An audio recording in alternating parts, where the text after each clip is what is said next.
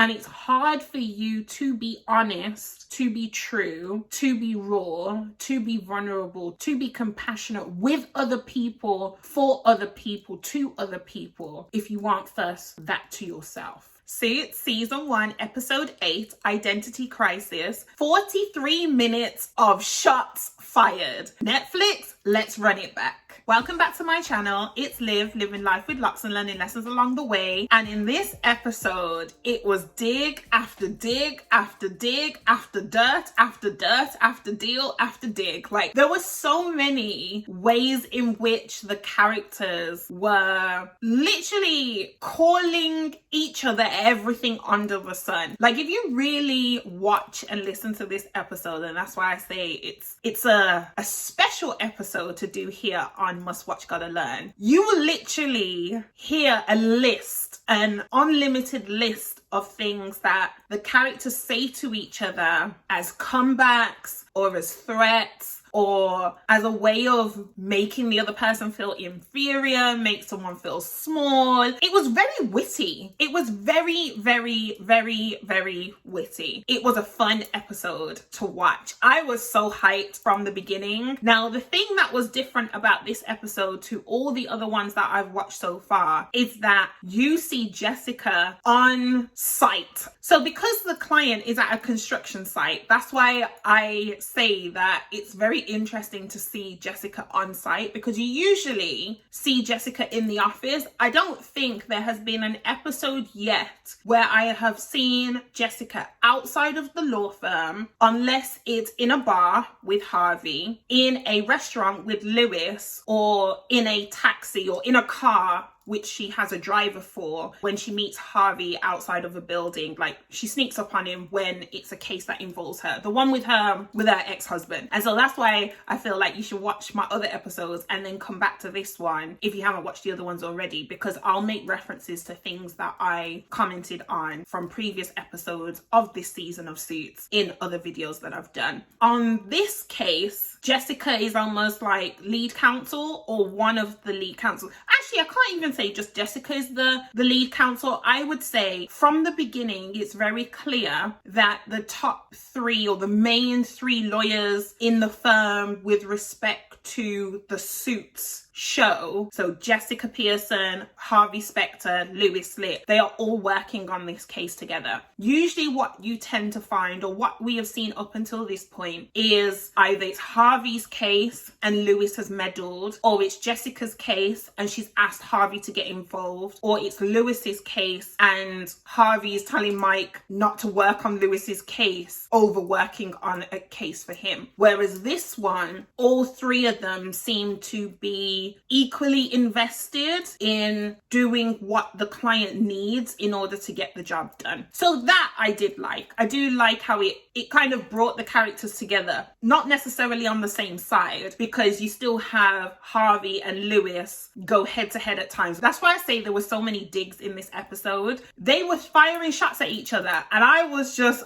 I lost count of how many I wrote down, and I couldn't write them all down. But let's go from the top and actually say that the first shots that were fired were from the client. So the client's name is Lucille. So the company is called Stable Shelter. It's like a non-for-profit organization, I believe. So she is within the housing sector in the obviously fictitious series that is Suits. Builds houses for people who are on low income or homeless to live in, or to inhabit. But her name, the managing director or executive director of Stable Shelter, is called Lucille. Now, as soon as I saw this woman, the first time I watched it, or probably not the very first time I watched it, because it depends on timelines, but I would say the first time I watched it, because Suits came out after the film that I know this woman's face from. So when I watched this, either my first time or my first few times of watching Suits, I saw this woman's face and I was like, I recognize you. And you know what I do? If you've watched my other videos, you know that if I see someone on the screen who's not a part of the main cast that I've seen in other things,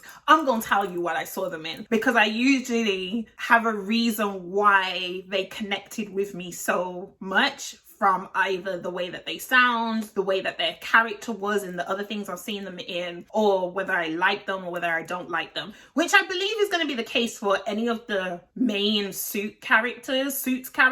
If I then see them in something moving forward, I will have a strong feeling about them, good, bad, or indifferent, based on how I felt about them in Suits. So anyway, Lucille. Miss Lucille is Miss Darlene in the film Guess Who. Now, if you don't know Guess Who is a classic comedy, I would say. I absolutely loved the film. Got Bernie Mac and Ashton Kutcher as the main characters, and also Zoe Saldana. Now, Darlene is Percy Jones's wife's sister. Now, you gotta go watch Guess Who in order to know who I'm talking about. The reason why I had such a big smile on my face when I watched this episode, so that I could analyze it, so that I can then do this commentary for you guys, was because every time I see her face in this show, and I think this client, Lucille in Suits, Darlene in Guess Who, I think the only reason why not the only reason why. I believe the reason why I had such a big smile on my face when I saw her come onto the screen again this time around, and I got super excited, is because of the line I have in my head that she says in Guess Who. Now, in Guess Who, I know her as the woman who goes into the kitchen to top up the, I don't know whether it's a rum punch or some kind of mixer that she's made for all her guests to drink. And her guests are like the sisters and aunties of Zoe Saldana's character, basically a group of women who get together, and she comes out with her jug into like this, I'd say a garden area, because they're clearly outside. Probably like a summer's day or a spring's day, but almost like if you were having a barbecue, but you're not really focusing on the eating, you're focusing on the sipping. So she comes out with her chest all high and this jug in her hand, and she'll be like, "You'll never guess who was just on the phone." And I'm sorry, like that line, the way in which she says it, her accent, I love it. I absolutely love it. So when I then saw her on Suits, that is the line that I'm thinking of. Ain't got nothing to do with the character Lucille in Suits. It's got everything to do with the character of Miss Darlene in Guess Who, which is like, "You'll never guess who was just on the phone." I don't know why, but I absolutely love it. And that line, ever since I watched that episode in order to prepare for this video, I have been saying that line around my apartment so many times since I watched it. So for the last however many hours, like I have been saying that same line and cracking up the same way. Absolutely love the woman. She's gorgeous, stunning looking woman, but it's just her attitude from Guess Who, her tone, her delivery, her presence, and I don't even think she has that many lines in that film, carry across to this episode of this TV series. And it's like, I love this client. I don't care what it is that the case has to do with or whatever. As soon as I see her on the screen, I'm like, they need to do right by Miss Lucille because I love Miss Darlene. That's my logic. That's my logic. So getting into Suits into a bit more detail now. What's basically happening in the case of this one is that some money has been embezzled from Lucille's company, Stable Shelter, and they need to get that money back. That's the long and the short of it. Harvey and Jessica rock up, and Lucille makes a comment about Harvey saying something like, "I never thought you would be one for manual labor," because they're like building a house. They're clearly building some sort of property. So you see like wooden panels, beams and things like that, and people have their protective gear whilst they're on that site. They're on a building site. And so obviously Harvey's got his suit on, and he looks like he don't arrive until everything's done in terms of like situations. He gets the job done. But in this case, it's interesting seeing him in a different environment. And so she makes that comment about Harvey not doing manual labor. And then Harvey gives a response to basically say that charity starts at home, or he believes that charity starts at home. And Lucille's like, "Well, based on the Rolex that you're wearing, it seems like your favorite cause is doing well." And so that's why I said the digs begin from the very beginning, because if the episode is called Identity Crisis, whilst Harvey isn't going through an identity crisis, what you do get from that exchange is that people are very aware and are not afraid to say that Harvey is self-centered, but he's also very loving of himself and very caring of himself. And so I wouldn't necessarily say it's a bad thing that Lucille made reference to Harvey being his own favorite cause to invest in, because I believe you should invest in yourself. So if anything, the lesson from that exchange was there's nothing wrong with being polished or clearly being well groomed and well looked after, because Harvey's still there trying to help those who need his help or who can benefit from his help or who see the value in his help. It just means that he cares for himself enough to have an overflow to be able to serve others in the way that he has been blessed to be able to serve others, if that makes sense. And so I never really saw that as like a negative dig, but more like a cheeky dig. So it still was a dig, but at the same time, it wasn't in a way to necessarily make Harvey feel small. I think it was more like, I know you, Harvey, and clearly you know yourself and you feel yourself a lot, because even with all that you have acquired, you don't let any environment stop you from being you. And it's like, I respect that. That's the kind of vibe I got from Lucille. I respect that. You're still here to help me, even though you could be doing something else. But you're still going to show up here in all your glory, irrespective of the environment that you're walking into. So as we progress through this episode, you do see more of Harvey and Lewis not getting along, even though this case requires them to work together, work as a team. Whilst Harvey is the one that went to see the client on site with Jessica, in the office, it seems like the case is handled more by Harvey and Lewis. You don't see Jessica's involvement much. So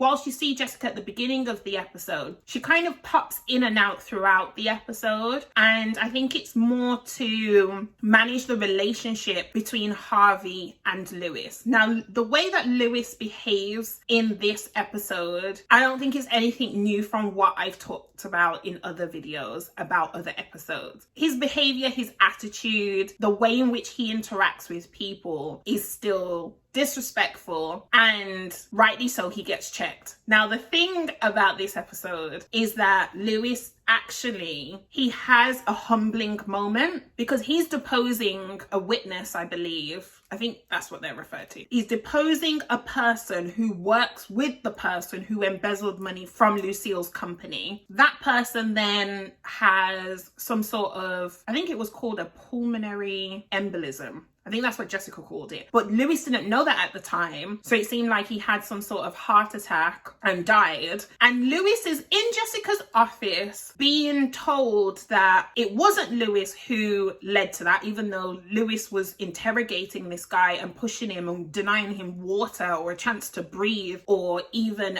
digest the questions he's being asked in order to have an answer and respond as best as he can. Not saying I'm on the side of the person who's being accused of doing something wrong, but at the same time, I believe that you should treat human beings like human beings. And so Lewis is in the office having it confirmed by Jessica that it wasn't his pressing that led to this man dying. It was a pulmonary embolism, which I believe is what it was called. And Lewis is like, can I still take the credit?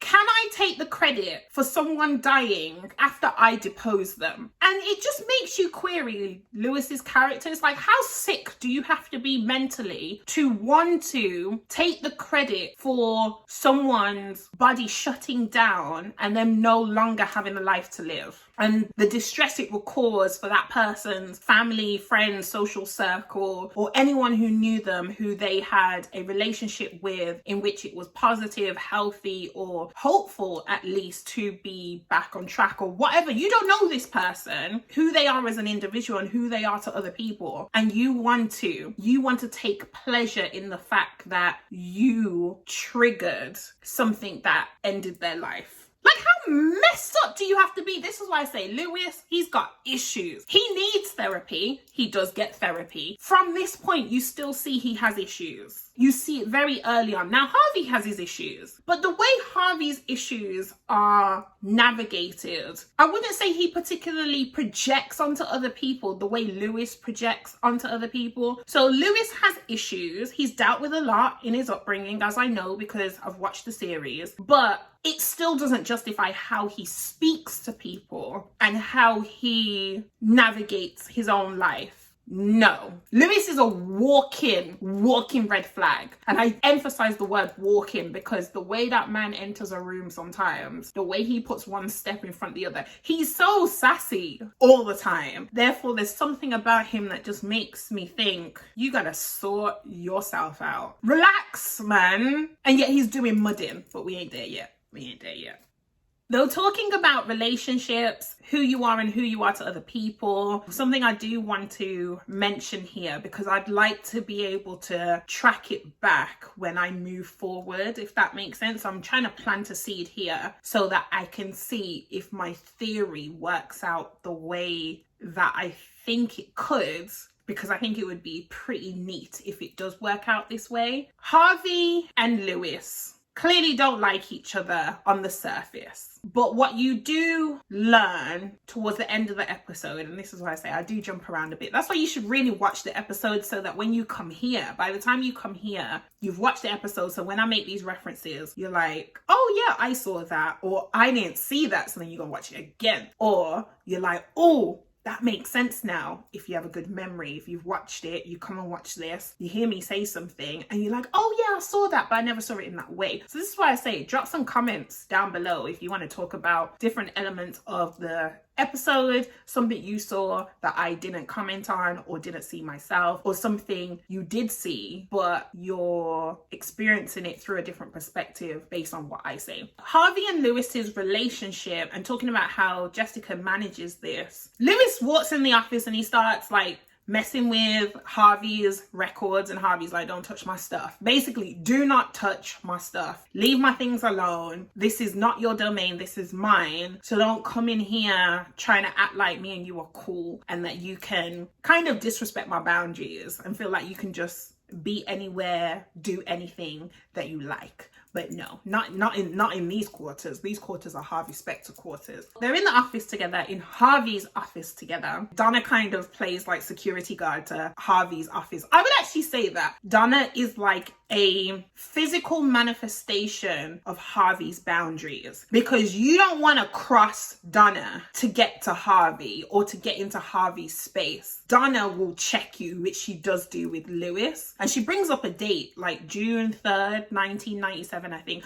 I still want to know if in the series somewhere there's a revelation about what actually happened on that date. So that's just another seed I'm planting. But going back, before I lose track, Lewis says our relationship needs some work, which it does. Fact. One of the truest things Lewis has said. Their relationship needs some work. Harvey says something to Lewis in response to that along the lines of, shouldn't we basically leave couple counseling until we're at least in our 5th anniversary, or we've arrived at our 5th anniversary? The seed I want to plant here, which we can move forward to and hopefully circle back and they marry up, is 5th anniversary based on what? Because how long have Lewis and Harvey known each other? How long have they worked closely together? When would you say their relationship began? And is it in the 5th season that we actually see Harvey and Lewis go to couples counseling? Now, couple in this case would be like friendship kind of duo. Now, I know that Harvey and Lewis do go to therapy or have a counseling session, a therapy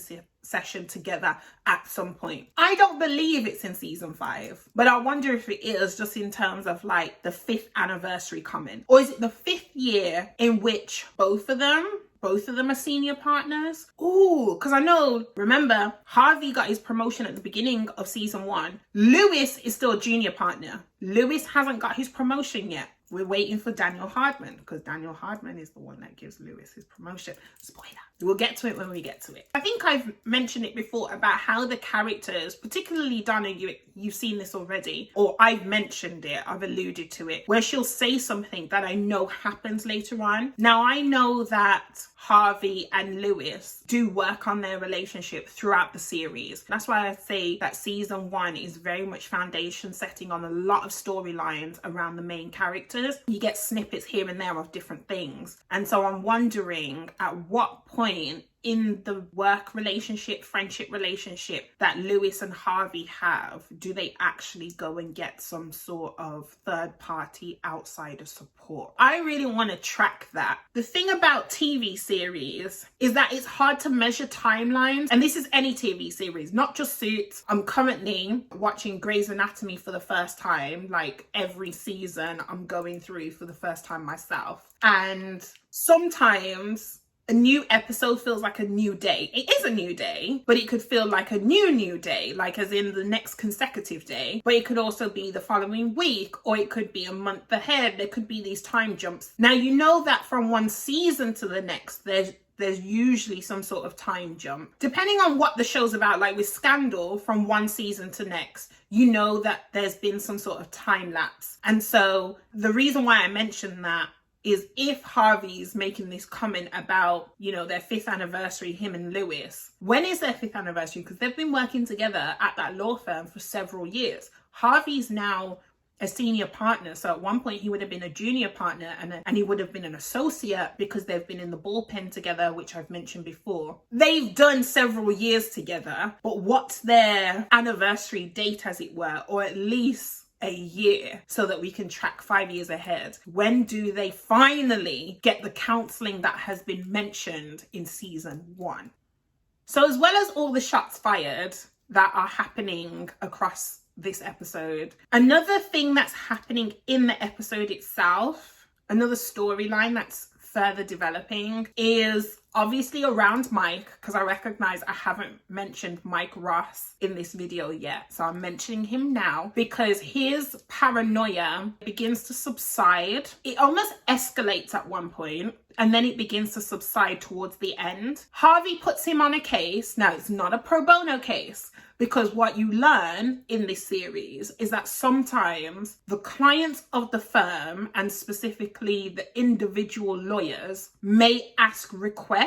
They may ask their lawyer to do something for them. And because these clients are usually on a retainer, it's like a subscription kind of thing. You see Harvey put Mike on a case whereby a client called Jerome Jensen, so this corporate guy, although he's not in a suit or anything, but this guy who has money, he has wealth. He asked Harvey to sort out his daughter, basically. His daughter is funneling money. It's funny how the main case is about embezzlement, and then this guy has his daughter funneling money, I think to the tune of $2 million from his company into another company, which she then just wants to give away to the less fortunate or those who do not have, because she doesn't agree with what her dad's company is doing. This is me giving you a quick summary. And so therefore, what do they say? Robbing Peter to pay Paul, basically. But she's doing it with Robin Hood kind of energy, which is what the script actually says. It makes it seem like what she's doing is not so bad, because the money that she's given, or the people that she's giving the money to, are not necessarily people who have means to acquire that kind of money anyway. Harvey wants Mike to sort out that father-daughter relationship. You see some glimmers from Mike about how he feels about father relationships, because he mentions that he didn't have the best relationship with his father when he was alive and Mike was younger. Because if I haven't mentioned already, Mike is an orphan, so he lost his parents at a young age due to a car crash they were in. But more of this comes out throughout the series. So that's why he has his grandmother, and that's why I mentioned Grammy in the beginning. She is a fixture in his life for most of the series, or for a chunk of the series, outside of Mike's work life and the law firm. This is someone in his personal life.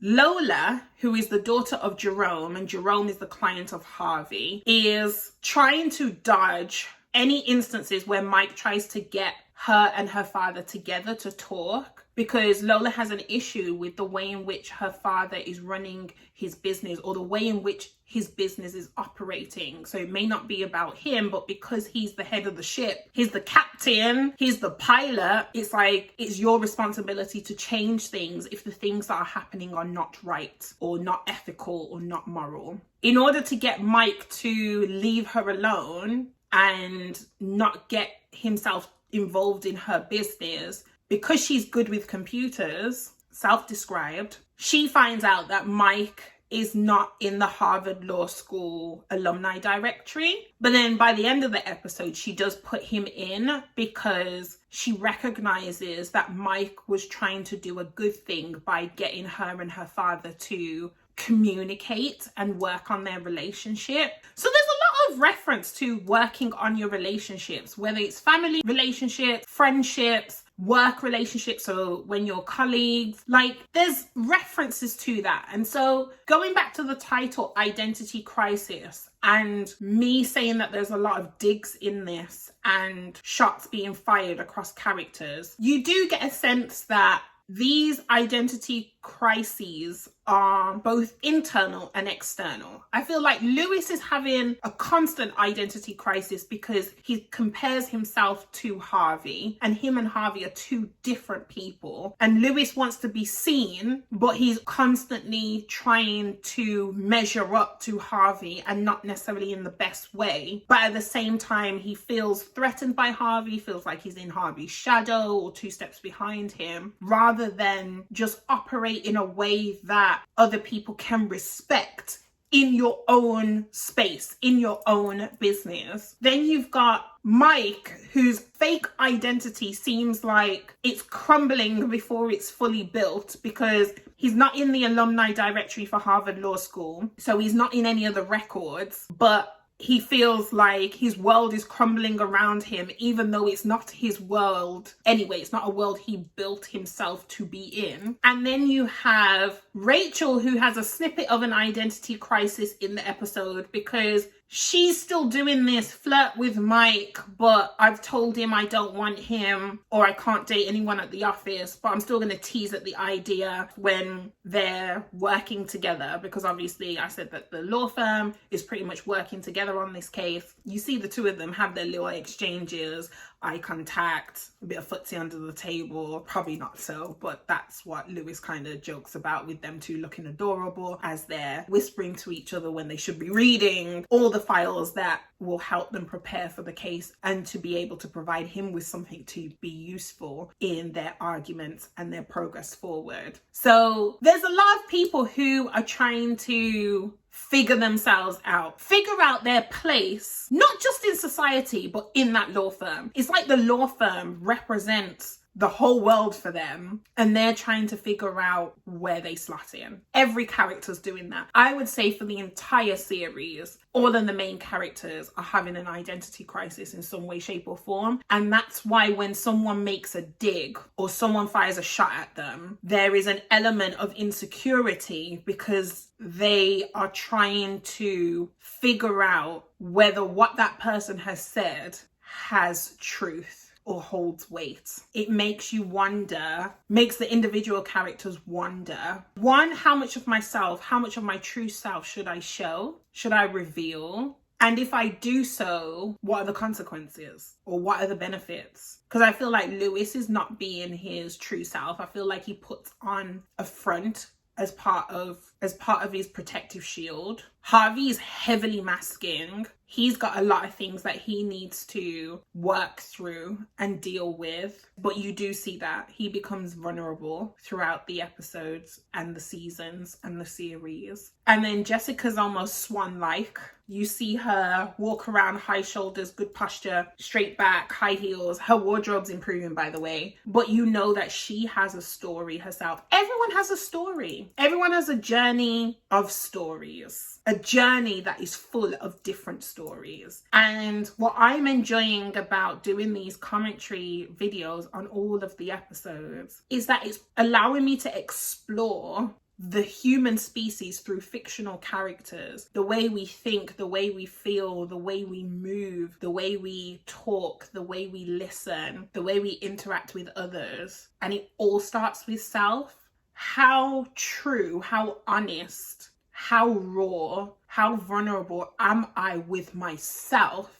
And that then answers the question when you think of it in terms of how we are with other people. How true, how honest, how raw, how vulnerable am I with other people about myself? And it's hard for you to be honest, to be true, to be raw, to be vulnerable, to be compassionate with other people, for other people, to other people, if you aren't first that to yourself. That's what I would say. There's so much in this episode. There's so much in every episode. I know I say that all the time. If you watch my other videos, you're probably thinking Liv says that all the time, because it's true. And I think that's why doing Must Watch Gotta Learn is such a big project for me, because I really take it that seriously. This is a fictional TV series and I'm getting real life lessons from it. Real life lessons. I think I'll finish up on these last few details. Something I appreciated about this episode that I wouldn't say I necessarily experienced with the other episodes so far. And I'm really hoping that this continues to happen, where each episode gives me something that the others didn't. Maybe up until that point. The thing that I'm about to say now, I may experience again in a future episode, but I haven't experienced it in a previous episode. In this episode, there were words that were used, so new vocabulary to me. There were